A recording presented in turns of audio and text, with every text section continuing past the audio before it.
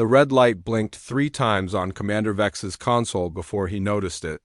He was drinking his morning stim juice when the soft chime made him look up from his datapad. The light meant only one thing: census anomaly detected. Vex scratched his scaled neck and touched the blinking indicator. Numbers filled his screen. Population counts from across the galaxy, updated every galactic standard month. His job was boring but important.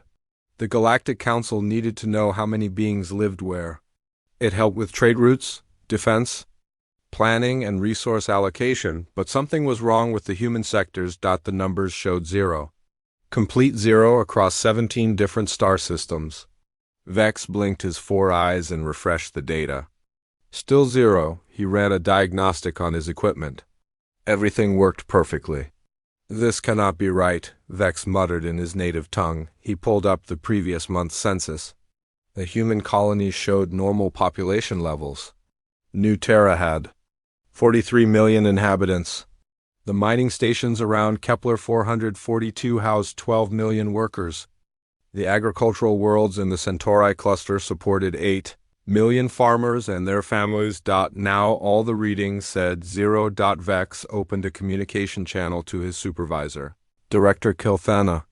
Her purple face appeared on his screen, looking annoyed at being disturbed during her rest period. "This better be important, Commander," she said. "Director, we have a problem with the human census data. All human colonies are showing 0 population." Kilthana's expression changed. From annoyance to confusion? Equipment malfunction? "No, ma'am. I ran full diagnostics. Everything is working properly. Send me the data." Vex transferred the files. He watched Kilthana's face as she reviewed the numbers. Her skin changed from purple to a worried shade of blue. "Contact the human embassy immediately," she ordered. This must be some kind of error. But the human embassy did not answer their calls. The automated system played a message saying all staff were unavailable.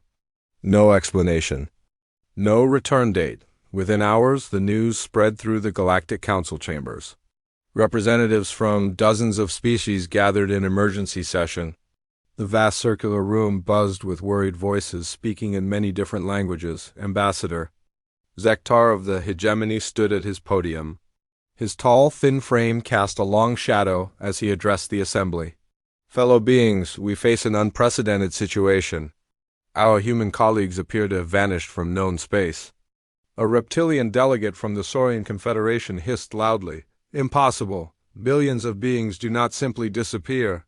"Yet the evidence suggests exactly that," Zektar replied calmly.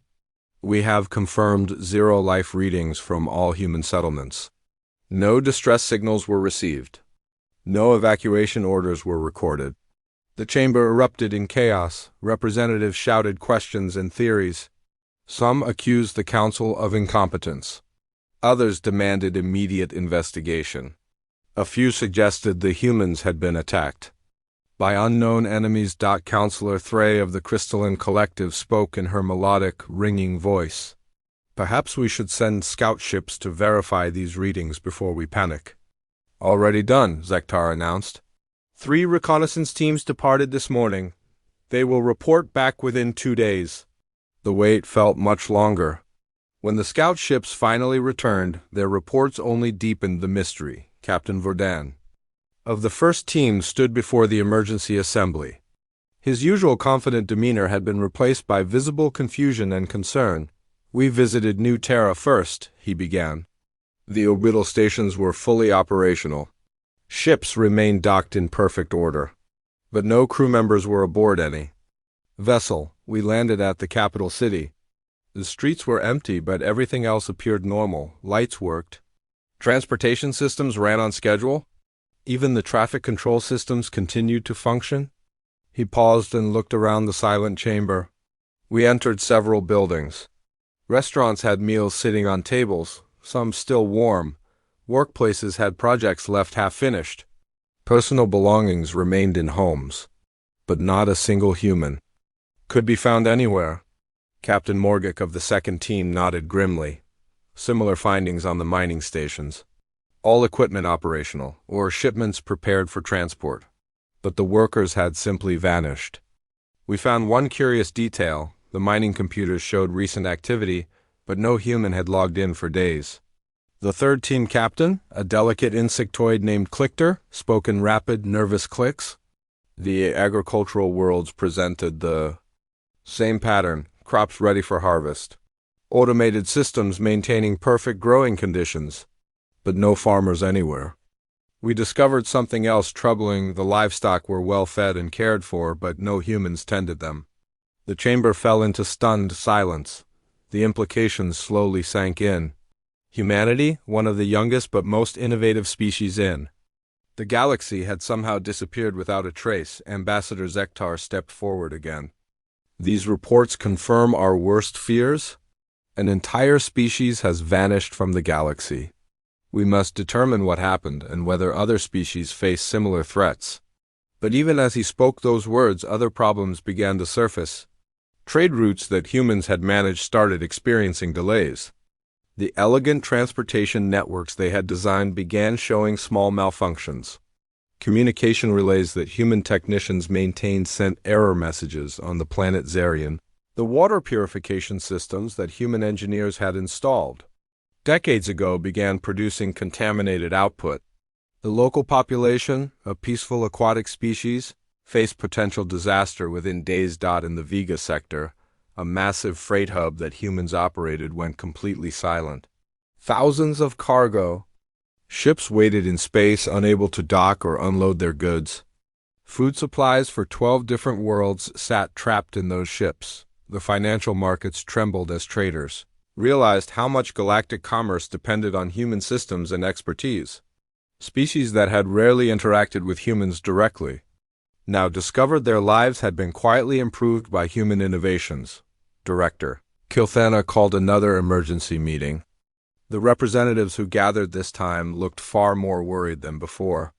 "The human disappearance is not just a mystery," she announced. "It is becoming a crisis. We are discovering that human influence touched nearly every aspect of galactic civilization. Without their maintenance and oversight, critical systems are beginning to fail." A delegate from the gas giant colonies raised a tentacle. "Surely we can manage these systems ourselves. We are not helpless children, can we?" Kilthana asked pointedly. "The water purification crisis on Zarian requires immediate attention. Do any of our species understand the technology well enough to fix it?" Uncomfortable silence filled the chamber. Despite their advanced civilizations, each species had specialized in different areas. The humans had somehow bridged those gaps, understanding and improving technologies from many different cultures. Zektar stood again. "We must launch a full investigation, not just to find the humans, but to understand how they vanished so completely. If another species is responsible, they may target us next. If the humans left voluntarily, we need to know why." As the assembly broke up into smaller groups planning the investigation, none of them noticed the subtle detail that Commander Vex had discovered in his continued analysis of the census data. The human populations had not disappeared suddenly. They had been declining gradually over several months, but so slowly that no automated systems had flagged the change. As significant, it was as if humanity had been preparing for their departure, long before anyone else realized what was happening. But why would an entire species leave the galaxy they had helped build and improve? And how had they managed to vanish so completely that even their most advanced allies could find no trace of their passing? The investigation would begin tomorrow, but already the galaxy felt different without humanity's quiet presence. Emptier somehow, despite containing trillions of other beings.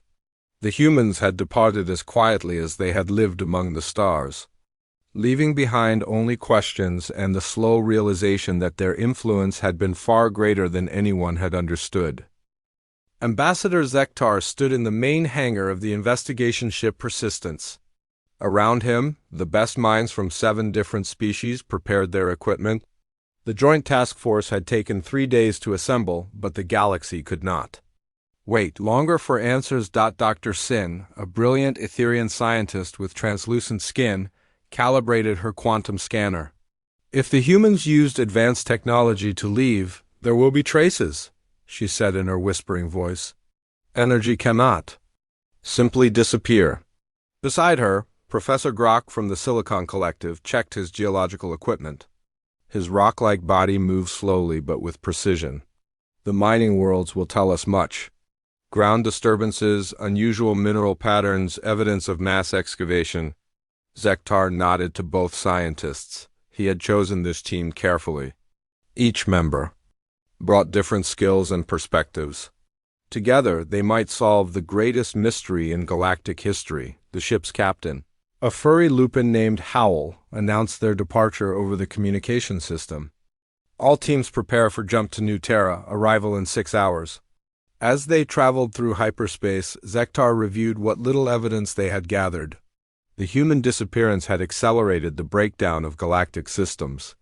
Yesterday, 3 more planets had reported critical infrastructure failures. The water crisis on Zarian had been solved only by flying in emergency supplies and technicians from other worlds. More troubling were the reports from the financial sectors. Human-managed investment funds had begun liquidating automatically weeks before anyone knew humans were leaving. Massive transfers of resources had occurred, but the destination accounts could not be traced. Ambassador, Dr. Sin interrupted his thoughts. I have been analyzing the census data more carefully. The pattern is very strange. She projected a holographic display showing population changes over the past year. Lines of different colors represented various human colonies. Look at this decline, she pointed to the graph. It is not random. The decrease follows a precise mathematical sequence. Too precise to be natural migration or disaster response. Zektar studied the numbers. She was right. The population drops occurred in a carefully planned pattern. Some colonies emptied completely while others lost exactly 23% of their inhabitants. The timing suggested coordination across thousands of light years. This was planned, he concluded. But how did they organize something so massive without anyone noticing? Dr. Sin's large eyes glowed softly. Perhaps they did not need to communicate in ways we could detect. Humans were always secretive about some of their technologies. When they reached New Terra, the investigation team split into groups. Zektar led one team to the Planetary Government Center while Dr. Sin took her equipment to the spaceport. Professor Grok headed to the industrial districts with his geological scanners. The government building stood, empty but perfectly maintained. Automated systems continued their work as if nothing had changed. Elevators moved between floors on schedule. Climate control kept every room at optimal temperature. Even the decorative fountains in the lobby still flowed with crystal-clear water. Zektar and his team entered the main administrative offices. Computer terminals displayed normal work screens. Some showed half-completed reports dated just 2 weeks ago. Others had research projects that would have taken months to finish.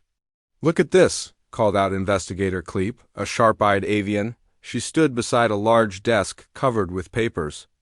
These are shipping manifests for cargo that was never sent. Zektar examined the documents. They showed massive orders for food, medicine, and basic supplies. Enough to support millions of people for years. But the delivery addresses were coordinates. In empty space, far from any known colonies or trade routes, they were stockpiling supplies, he realized. But sending them where? Kleep ruffled her feathers nervously. And why would they need so much food if they were planning to disappear? At the spaceport, Dr. Sin made her own discoveries. Her quantum scanners detected unusual energy signatures throughout the departure bays. The readings showed massive power usage during the weeks before humanity vanished. These energy patterns are unlike anything in our databases, she reported over the communication link. The humans were using technology we have never seen before. She moved her scanner around. The largest cargo bay. The readings spiked near what appeared to be an empty loading dock. Fascinating, she whispered. There are quantum displacement marks here. Something very large was moved through this space, but not in normal dimensions. The displacement shows folding patterns in space-time itself. Back in the city, Professor Grok's geological surveys revealed even stranger findings. Deep underground, his equipment detected massive excavation work that had been carefully hidden. Tunnels and chambers stretched for kilometers beneath the capital city. "The construction is remarkable," he reported. These tunnels were built over many years, but using sound-dampening technology that prevented detection from the surface. They connect to the spaceport through underground transit systems. Grok's readings showed that the tunnels had been recently used to transport enormous quantities of materials. The wear patterns suggested heavy machinery and massive cargo movements, all within the past few months. As the teams shared their findings, a picture began to emerge. Humanity had been preparing for their departure for years, possibly decades. They had built hidden infrastructure, stockpiled supplies, and developed technology that other species could not detect or understand, but the most disturbing discovery came from the communications center. Technical Officer Buzz, an insectoid expert in information systems, found encrypted data fragments in the human computer networks. Most of their files were wiped clean, Buzz clicked rapidly, but some fragments remain in backup systems. "I can reconstruct partial messages." The recovered data showed references to something called the Great Departure and Phase 7 implementation. Other fragments mentioned substrate preparation and consciousness transfer protocols. One partially recovered message made Zektar's blood run cold. Final evacuation proceeding ahead of schedule. Galactic dependence levels have reached critical thresholds. Recommendation: accelerate timeline to prevent system collapse during transition period. "They knew," Zektar said quietly. "They knew that their leaving would cause problems, and they left anyway." Dr. Sin looked troubled. "But why? Humans seem to enjoy working with other species." "They appeared to value the relationships they had built." "Maybe that is exactly why they left," suggested Professor Grok slowly. "Perhaps they realized that other species had become too dependent on them." The investigation continued for 2 more days on New Terra before the team moved to other human worlds. Each location revealed similar patterns: careful planning, advanced technology, and evidence of massive coordination efforts on the agricultural world of Harvest Prime. They found automated systems that would continue farming for several more months. The machines had been programmed to maintain crop production and deliver food to nearby non-human colonies. Even after humanity's departure, the mining stations showed similar consideration. Automated equipment continued extracting valuable materials and processing them for shipment to species that depended on those resources. "They did not abandon us carelessly," Investigator Kleep observed. "They tried to minimize the damage their leaving would cause, but questions remained. Where had humanity gone? How had they developed technology so advanced that other species could not detect it? And most importantly, would they ever return?"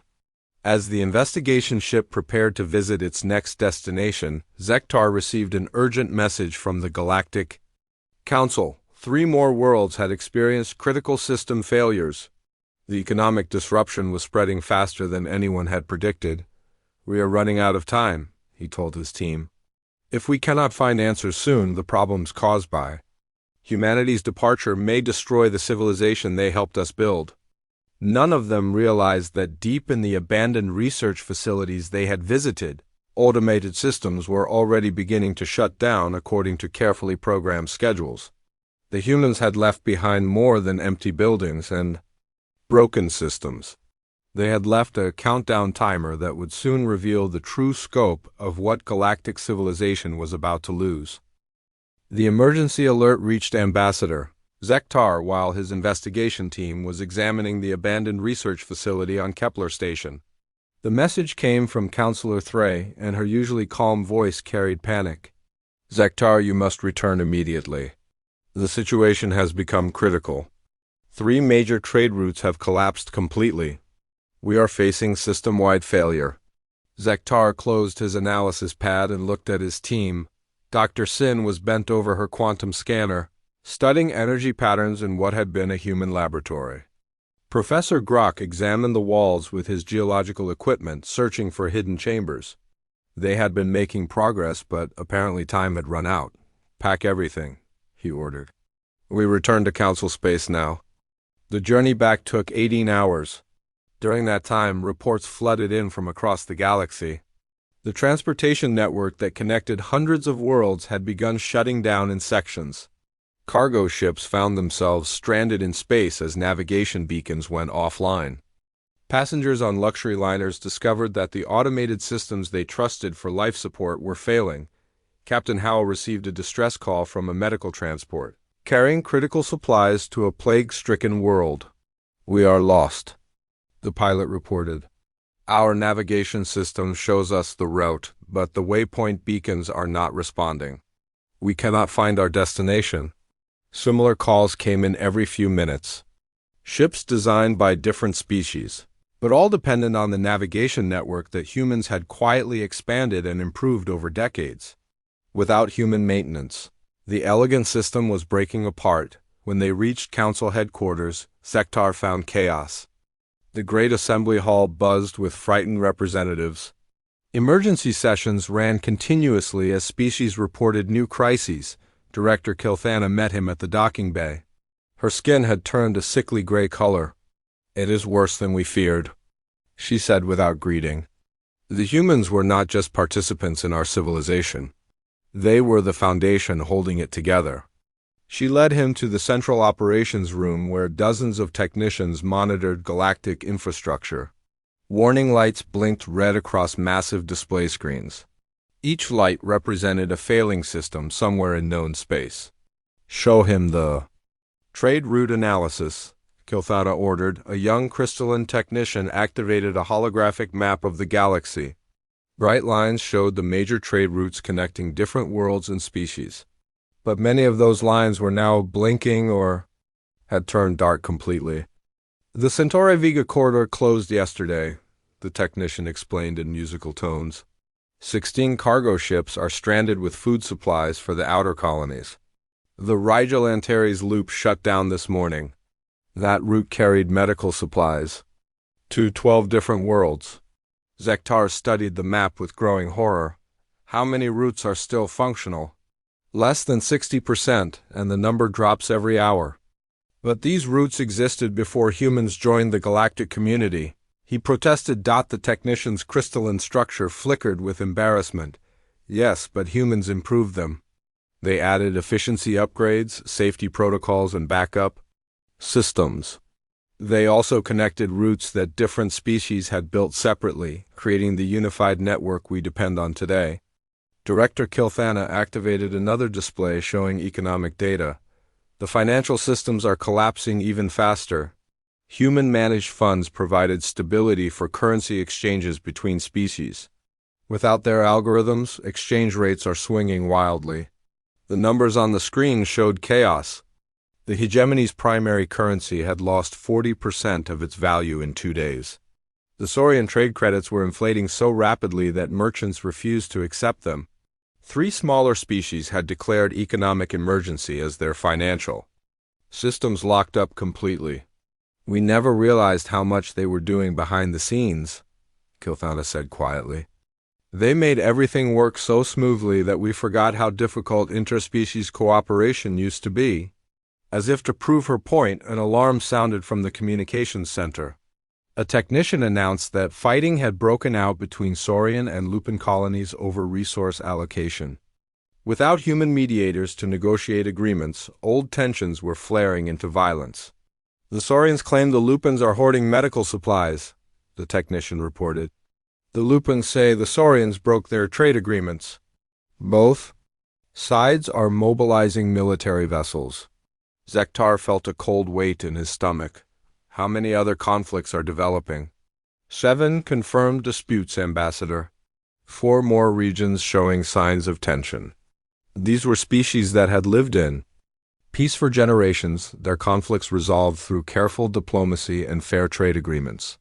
But those agreements had been crafted with human assistance, and the trade that supported them flowed through human-managed networks. Dr. Sin approached with her analysis pad.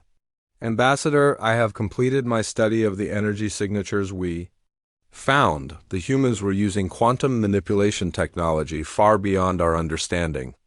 But there is something else troubling in the data. She showed him readings from the various human facilities they had visited. These energy patterns are not random. They follow a specific sequence, like a countdown. And the countdown is still running. What do you mean? The systems the humans left behind are programmed to shut down gradually. Each day, more automated processes stop working. The infrastructure they built to help us is deliberately failing according to a preset schedule. Zektar stared at the data. They planned for their systems to fail after they left? It appears so. Perhaps they wanted to force us to become independent. Or perhaps they knew that partially functional systems would cause more problems than complete shutdown. Professor Grok joined them, his rocky form moving slowly across the operations room. I've been studying the geological data from the mining worlds. The humans extracted specific materials in the months before they left. Rare elements used in quantum computing and dimensional research. They took enough to build something enormous. Like what? I cannot be certain, but the quantities suggest construction of massive quantum processors, devices capable of handling incredible amounts of information and energy. Before Zektar could respond, another alarm sounded. This time the alert came from the outer colonies. An automated message played throughout the operations center. "This is Colony Administrator Unit 7, spoke a mechanical voice. "Human oversight protocols have terminated. Administrative functions transferring to local authorities. Warning, local authorities lack clearance for advanced system management. Colony life support will maintain basic functions only." Similar messages had been playing from human-managed facilities across the galaxy. The artificial intelligences that humans had installed to help run various operations were shutting themselves down one by one. Investigator Kleep flew into the operations room, her feathers ruffled with urgency. "Ambassador, we have a problem on the outer rim. The automated defense platforms around the frontier worlds have gone dark. Those systems protected 17 colonies from pirates and hostile forces. Can we reactivate them? No one understands how they work. The humans built them using technology that no other species has mastered." The scope of the crisis was becoming clear. Humanity had not simply participated in galactic civilization. They had quietly become its nervous system, connecting different parts and keeping everything functioning smoothly. Without them, the galaxy was experiencing something like a massive stroke. Counselor Threy entered the operations room, her crystalline body resonating with stress harmonics. "We have just received word from the Etherian homeworld. Their atmospheric processors are failing. These machines have maintained their planet's breathable atmosphere for 3 centuries. Without them, the Etherians have perhaps 20 days before their world becomes uninhabitable." 20 days? Zektar repeated. The processors use human-designed quantum filters. The Etherians never learned to maintain them because they never needed to. The humans handled all technical support remotely. Around the operations room, technicians worked frantically to understand systems that had always simply worked. But the humans had built their technology using principles that other species had never needed to learn. Each failing system revealed another gap in galactic knowledge. "We are like children," Director Kilthana said bitterly. "The humans were our parents, taking care of everything while we played and fought and built our own small projects. Now they are gone and we do not know how to survive without them?" Zektar looked at the spreading chaos on the displays. Red warning lights blinked faster as more systems failed. The galaxy that humanity had helped build was coming apart, and no one knew how to fix it. But somewhere in the back of his mind, he wondered if this was exactly what the humans had intended. Perhaps they had not abandoned their galactic neighbors. Perhaps they were teaching them the hardest lesson of all, how to grow up and stand on their own. Ambassador Zektar stood before the massive vault door buried deep beneath the ruins of Geneva on Earth. The planet looked empty and dead from orbit, but his team had detected one final energy signature hidden in the old human capital. After 2 weeks of drilling through collapsed buildings and sealed passages, They had found this chamber. Dr. Sin ran her quantum scanner along the door's surface. The energy readings are incredible, she whispered. This vault is protected by the same dimensional folding technology we detected at the other sites. But there is something different here, something active. Professor Grok pressed his rocky hand against the metal. The door is not locked in any traditional sense. It is waiting for something specific, perhaps a particular quantum signature or biological marker. Investigator Kleep flew around the chamber, examining the walls with her sharp eyes. Look at these symbols carved into the stone. They are in multiple languages. Human script, but also hegemony formal text, crystalline harmonics, even ancient Saurian marks. Zektar studied the inscriptions.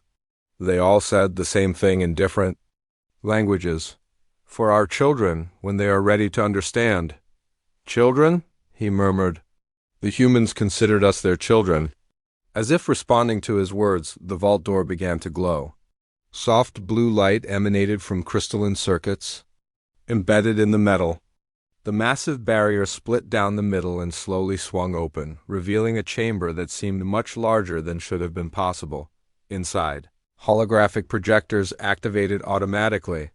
The walls came alive with images and data streams. At the center of the room stood a single chair facing a curved display screen. Everything appeared designed for human proportions. Dr. Sin entered first, her translucent form shimmering with excitement. The quantum fields in here are stabilized at impossible levels. This technology is centuries ahead of anything we know. Zektar approached the central chair. As soon as he came near, a gentle voice spoke in perfect hegemony dialect. Welcome, Ambassador Zektar of the Hegemony. We have been waiting for you to find this place. The voice seemed to come from everywhere at once. The team looked around in confusion, but no speakers were visible. Who speaks? Zektar asked. I am an echo of humanity, left behind to explain what you have discovered.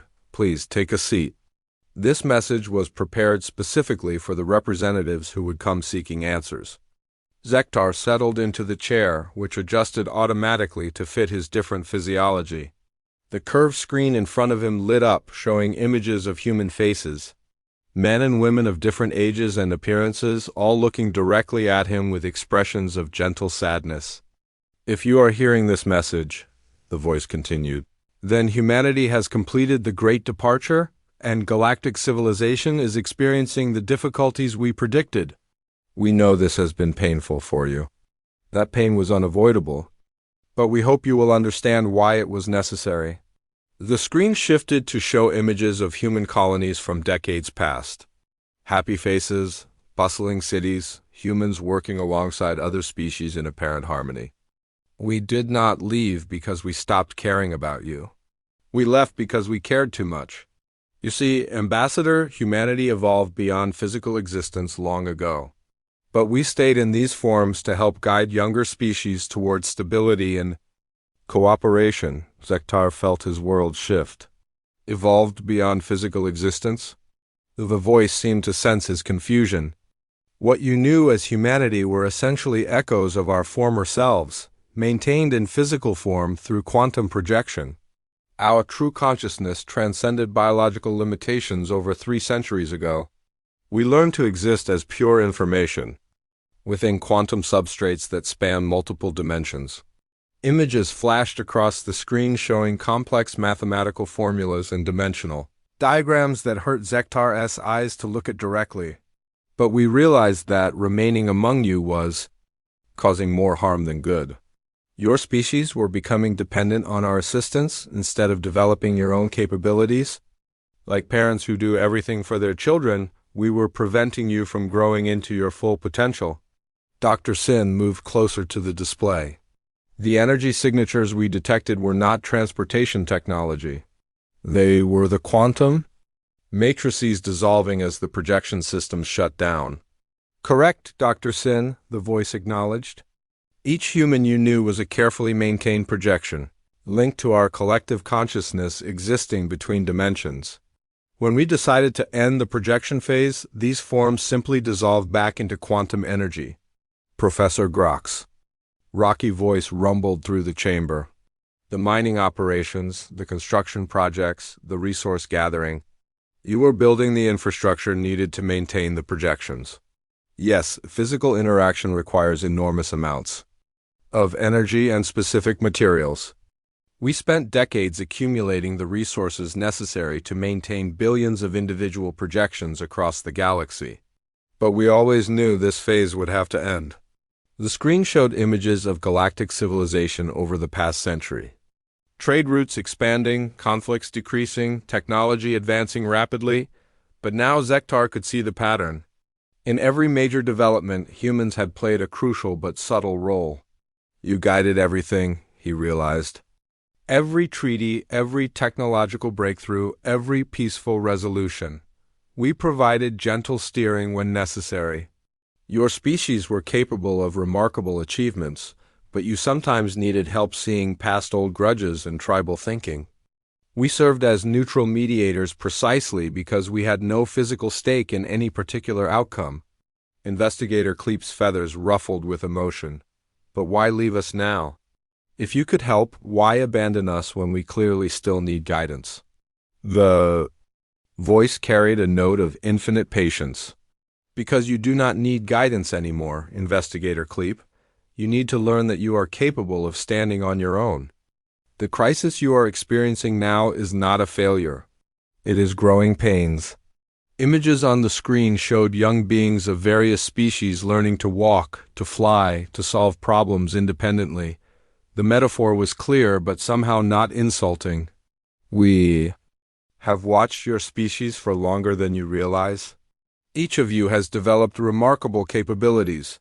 The hegemony's diplomatic traditions, the crystalline collective's harmonic technologies, the Saurian engineering prowess, the Lupin pack, coordination skills. You have all the tools needed to rebuild and improve upon what we helped you create. Zektar felt a mixture of hope and terror. But what if we fail? What if the galaxy falls into chaos and war? Then you will learn from your mistakes and try. Again, that is how all species grow. We cannot protect you from every possible failure forever. At some point, every parent must step back and let their children make their own choices, even if some of those choices lead to pain. The screen shifted to show recent events. The failing systems, the rising conflicts, but also something else. Images of different species working together to solve problems. Saurian engineers studying crystalline harmonic principles. Lupin coordinators learning hegemony diplomatic protocols. Species sharing knowledge and resources in ways they had never done before. You see? Even in crisis, you are beginning to cooperate in new ways. The dependencies we created are breaking down, but genuine partnerships are starting to form. This is what we hope to see. Dr. Sin stepped forward. Will you ever return to help us? We never truly left, Dr. Sin. We exist in the quantum foam. That underlies all reality. We observe and we hope and we feel pride in what you accomplish. But we will not interfere again unless the galaxy faces an existential threat that you truly cannot handle alone. The voice paused, and when it resumed, it carried a tone of deep affection. You are our greatest achievement, not because of what we taught you, but because of what you have the potential to become. The galaxy you build from here will be far greater than anything we could have created for you. It will be truly yours. The holographic projectors began to dim. The message was nearly complete. Do not mourn our departure, Ambassador. Celebrate your independence. The universe is vast and full of wonders. There are young species out there who will need the same guidance you once received. Perhaps someday you will be the ones offering a helping hand to those who are just beginning their journey among the stars. The chamber fell silent. The team stood in the fading light, processing what they had learned. Humanity had not abandoned them. They had graduated them. Now the real test would begin. 6 months after the revelation in the Geneva Vault, Ambassador Zektar stood on the observation deck of the newly constructed Unity Station. Through the transparent aluminum windows, he could see ships from dozens of different species docked at the orbital facility. The station itself was a marvel of cooperative engineering. built by 7 different civilizations working together. It had not been easy. The first month after humanity's departure had been the darkest period in recent galactic history. 3 worlds had nearly lost their atmospheres before Etherian scientists learned to maintain their own processors. The Saurian-Lupin conflict had escalated into actual combat before exhaustion and common sense forced both sides to negotiate. Food shortages on the Outer Rim colonies had threatened millions of lives, but slowly, painfully, the galaxy had begun to adapt. Ambassador, called out Engineer Throck, a Saurian wearing the new unified engineering badge that had become popular among technical workers. The atmospheric recycling system is running at 96% efficiency. Better than the old human design systems ever achieved, Zektar nodded approvingly. The new life support technology combines Saurian engineering precision with crystalline, harmonic resonance principles. It had taken 4 months of trial and error, but the result was more efficient and easier to maintain than anything from the past. "How are the other stations progressing?" he asked. "Kepler Station came online yesterday. The Centauri hub should be operational within 2 weeks. We are rebuilding the whole network, but doing it right this time." Dr. Sin approached from the research laboratories, her translucent form glowing with excitement. "Ambassador, I must show you the latest development. We have achieved a breakthrough in quantum navigation." She led him to the main laboratory where scientists from 5 different species worked around a central device that hummed with barely contained energy. The machine looked nothing like the elegant human technology they had relied on before. This device was bulkier, more complex, but somehow more honest in its construction. The navigation system combines Lupin pack coordination algorithms with hegemony diplomatic protocols, Dr. Sin explained. Instead of relying on a single network, each ship can communicate with others to share navigation data. If one beacon fails, the others compensate automatically. "And the best part," added Dr. Whistle, a musical crystalline scientist, "is that any species can understand and maintain it. We designed it to be transparent, not hidden like the human systems were." Zektar smiled, remembering the human message about transparency and shared knowledge. "How many ships are using the new system?" "Over 3,000 so far. Trade route efficiency is back to 80% of pre-departure levels and improving every day." Professor Grok rolled into the laboratory, his rocky form showing new crystalline additions that allowed him to interface directly with crystalline harmonic systems. The cooperation between species had led to fascinating adaptations and improvements. "The mining worlds are exceeding production targets," he reported.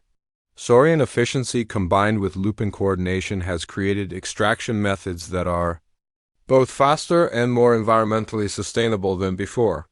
But the most impressive change was not technological.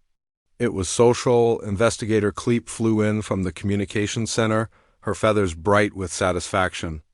"The Antares dispute has been resolved. The Etherians and Silicon Collective reached agreement using the new mediation protocols." The new protocols were perhaps the greatest achievement of the post-human era. Instead of relying on human mediators, species had learned to mediate for each other. Crystalline harmony experts helped resolve emotional conflicts. Hegemony diplomats structured fair negotiations. Saurian engineers found practical solutions to resource disputes. What was the key issue? Zektar asked. Water rights for the agricultural settlements.